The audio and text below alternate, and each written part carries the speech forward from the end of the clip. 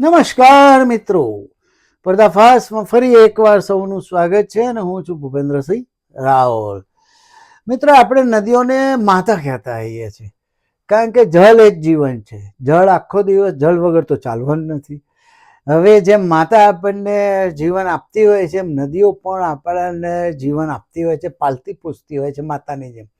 એટલે અને પ્રાચીન સમયમાં જ્યારે કૂવાઓ ખોદીને પાણી મેળવવાનું શરૂ નહીં થયું હોય એટલે નદી કિનારે જ બધી સંસ્કૃતિઓ વિકસેલી છે. દાખલા તરીકે ઇજિપ્તની નાઇલ નદી ઉપર સંસ્કૃતિ વિકસેલી, એવી રીતે બધા જ એવી રીતે વિકસેલી છે.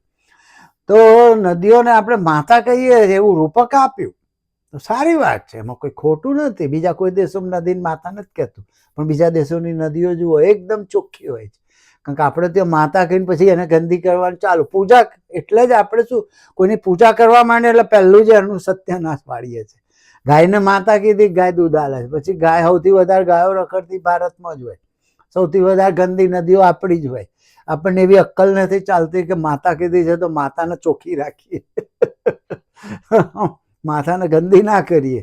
હવે માતા તરીકે કલ્પના કરે એટલે સ્ત્રી તરીકે કલ્પના થઈ જાય છે તરત મગજમાં. ચિત્રો તો હમણાં રાજા રવિ વર્માએ બનાવ્યા છે, પેલા ખાસ કોઈ બનાવતું નહોતું. એટલે ગંગાના ચિત્રોને આ બધા એમણે બનાવ્યા એટલે ગંગાને સ્ત્રી તરીકે કલ્પના કરી નાખી. સારી વાત છે, કલ્પનાઓ આવી. હમણાં 2-3 એપિસોડ બી અમે ભાઈઓએ બનાવ્યા હતા કે કલ્પના આવી સારી વાત છે, પણ એ કલ્પનાને હકીકત માનીને એની પાસે ગાંડા થઈ જાવ એને એ ખોટું છે. હવે હમણાં નર્મદા નદીમાં આ એપ્રિલ મહિનામાં જ કોઈ ધાર્મિક અનુષ્ઠાનના ઉપક્રમે શેહોર મધ્યપ્રદેશના શેહોર જિલ્લામાં એક બુદ્ધિ વગરના બાવાએ શું કર્યું કે ધાર્મિક અનુષ્ઠાન કર્યું અને એમાં નર્મદા નદીમાં કેટલું દૂધ રેડ્યું ખબર છે? 11,000 લીટર.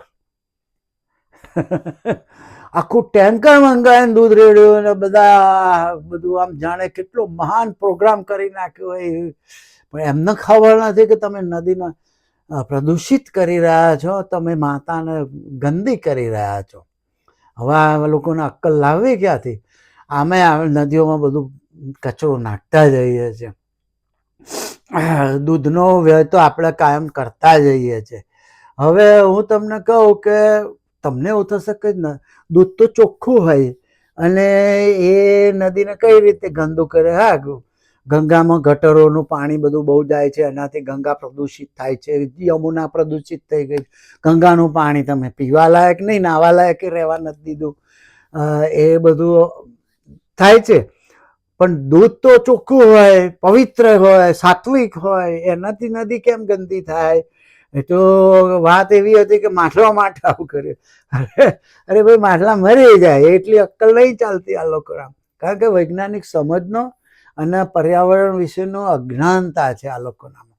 અને આ બાવાઓને આમ તો બુદ્ધિ હોતી નહીં, એટલે તો બાવા બન્યા હોય છે, કમાવું ના પડે એટલે આ લોકો આવા રવાડે ચડાવતા. પ્રજા પણ એવી શું કહેવાય, ભણેલી હોય પણ અભણ હોય છે. અમુક નેતાઓ ખોટું નથી કહેતા હોતા.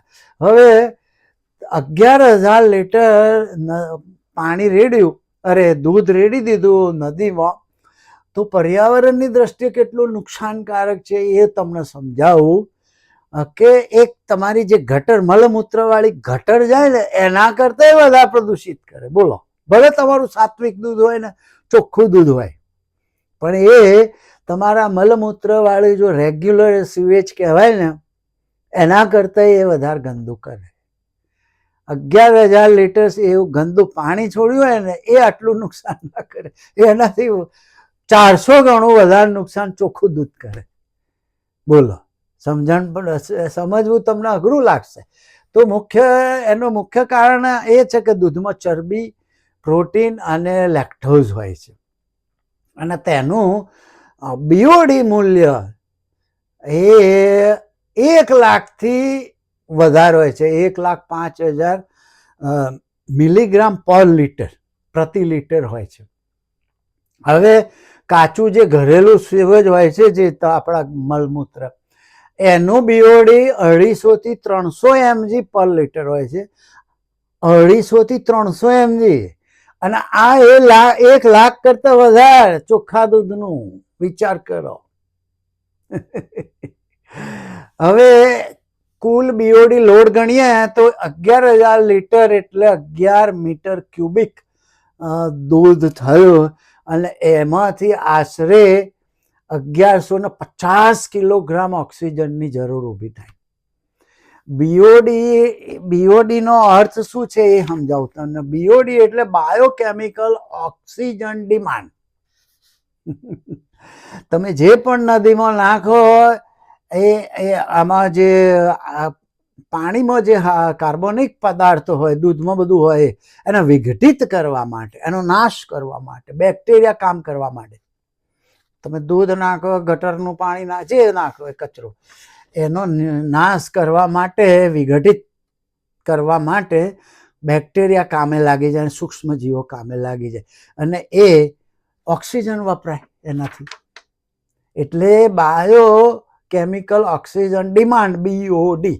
એટલે એની ઓક્સિજનની ડિમાન્ડ કેટલી છે એનું આ એક માપ હોય છે.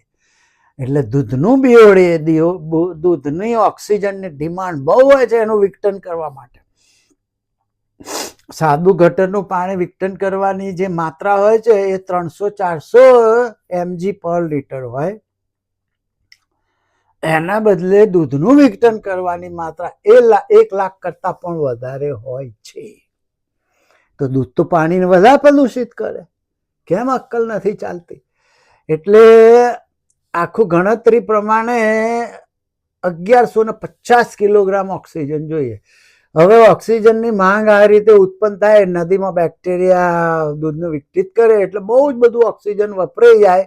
એનાથી શું થાય? હાઇપોક્સિયા, ઓક્સિજનની અછત. હવે નદીમાં માછલાને તો ઓક્સિજન જોઈએ, પછી યુટ્રોફિકેશન થાય એટલે શેવાળનો અતિરેક થાય. એટલે સ્થાનિક ઇકોસિસ્ટમ જે હોય જ્યાં દૂધ રેડ્યું છે એ સારું છે. આ તો બહુ મોટી નદી છે અને બહુ ભયંકર પ્રવાહ બહુ સારો હોય છે એટલે ઠીક છે. પણ બહુ નાની નદી હોય કે નાનું કોઈ ઝરણું હોય કે તળાવ હોય તો એની શું દશા થાય? તળાવમાંથી તો પાણી બહાર જવાનું નહીં. તળાવોમાં આપણે બધું નાખીએ છીએ કચરો, પૂજા પાઠનો, એમાં દૂધ, દહીં બધું હોય છે. કારણ કે તમારા પૂજા પાઠમાં પંચામૃત વપરાય છે, એમાં દૂધ, દહીં, ઘી બધું વપરાય છે. એટલે એ તમે તળાવમાં, સ્થાનિક તળાવમાં નાખી દો તો એ તળાવનું પાણી તો પતી ગયું, એકદમ ગંદુ ખરાબ થઈ જાય. એટલે આ ઓક્સિજનની અછત ઊભી થાય, હાઇપોક્સિયા. એટલે ઇકોસિસ્ટમ અસંતુલન અને લાંબા ગાળે પાણીની વ્યવસ્થા ખરાબ થઈ જાય અને એના લીધે માછલાઓ મરી જાય. માછલીઓનું સફોકેશન થાય, શ્વાસ બંધ કરી શકે. માછલીઓ, નાની માછલીઓના, નાના જળ જીવો બધા મૃત્યુ પામે અને ફિશ કિલ કહેવાય છે. દૂધની ચરબી અને જે કણો હોય છે ને એ ગિલ્સ, કાનને અવરોધી શકે છે. એટલે લાંબા ગાળે આખું એ સત્યાનાશ વાળી નાખતું હોય છે. એટલે પર્યાવરણની રીતે તો તમે ભયંકર નુકસાન કરી રહ્યા છો આમાં. હવે તમને એક બીઓડીની વેલ્યુ જે છે, સામાન્ય જે રેગ્યુલર દૂધ છે એ બીઓડીની વેલ્યુ કેટલી છે? 1 લાખ થી 1,20,000 mg પર લિટર, રાઈટ. સ્કીમ મિલ્ક એટલે ચરબી વગરનું દૂધ એ 70,000, બીઓડી 70,000 mgl એટલે મિલીગ્રામ પર લિટર. ક્રીમ એટલે ઘી જ સમજો, ચરબી, ઘી. તો એની કેટલી હોય છે બીઓડી વેલ્યુ ખબર છે? 4 લાખ મિલીગ્રામ પર લિટર. અને કશુંક ખાલી પ્રોટીન વાળું દૂધ હોય તો 40,000. એટલે સામાન્ય સીવેજ કરતા 400 ગણું વધારે હોય છે. હવે તમે માછલા માટે કરો છો કે માછલાને મારે નાખો?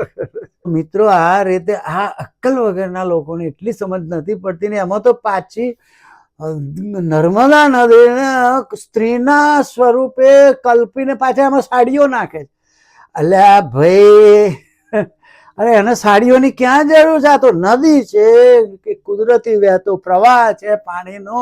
એ કોઈ સ્ત્રી નથી, કોઈ મહિલા સન્નારી નથી, મહિલા આયોગની પ્રમુખ નથી, કોઈ ગરીબ ઘરની મહિલા નથી કે તમારી સાડીઓની એને જરૂર પડે.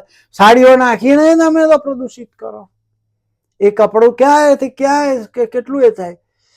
એટલે એક જાણે હવે એ નર્મદા બુન છે તે સાડી પહેરીને આ મહાત્માના આશ્રમમાં છોડને પાણી પીવા જવાના હતા, રૂમઝૂમ કરતા. નર્મદા ડોસી જવાના હતા. એક ભાઈનો મેં એક વિડીયો જોયો તો એ સાડીઓ નાખવા વાળાને રોકતો હતો. એક અલગ વિડીયો જોયો. કેટલીક બહેનો અંદર સાડીઓ નાખે તો પેલો કે બહેનો સાડીઓ ના નાખો, નદીને ક્યાં જરૂર છે સાડીઓની? તો કે પરંપરા તો यही कहती है, પરંપરા તો यही कहती है. એમ કરીને સાડી નાખી એ બેને, પૂજા કરી, દૂધ રેડ્યું, બધું રેડ્યું લોટીમાંથી, સાડી નાખી, પેલા ભૈયા આગળથી લઈ લીધી. એકવાર મેં વિડીયો જોયો તો લાંબી 1000 મીટરની સાડી લાંબી કરેલી. અરે યાર, તમારામાં કઈ બુદ્ધિ છે કે નહીં? નદી ક્યાં સ્ત્રી છે તો તમે એને સાડી પહેરાવો? તમારી કલ્પના શક્તિ અદ્ભુત છે, પણ એને હકીકત ક્યાં માનો છો? એટલે આ લોકોના ખબર નહીં અક્કલ ક્યારે આવશે. આપણને તો નવાઈ લાગે છે. અને જ્યારે કોઈ એવું કહી દે કે અભણ છે આ લોકો, તારે મરચા લાગે છે. ખરેખર અભણ જ છો તમે. નદીમાં દૂધય ના રેડાય, નદીને સાડી ના અપાય, અને જે આવું કરતા હોય એ અભણ જ કહેવાય. એક ભાઈ કહેતા હતા ને, એક છે આવા શું કહેવાય બની બેઠેલા કે ભાઈ પેલું શિવને આપણે જે દૂધ શિવલિંગ ઉપર દૂધ રેડીએ છીએ એ પછી એની દ્વારા જાય છે જમીનમાં ઉતરે, એટલે ધરતીકંપ ના. મેં એના માટે બહુ પહેલા વિડીયો બનાવ્યો હતો. પણ આવા બુદ્ધુઓ તમને ભણાવતા હોય, પાછો સ્કૂલ ચલાવે છે એવા, અને આવા તમને ભણાવતા હોય પછી તમારા અક્કલ કહેવાય. આ પણ મિત્રો આવી રીતે જરા વિચારો.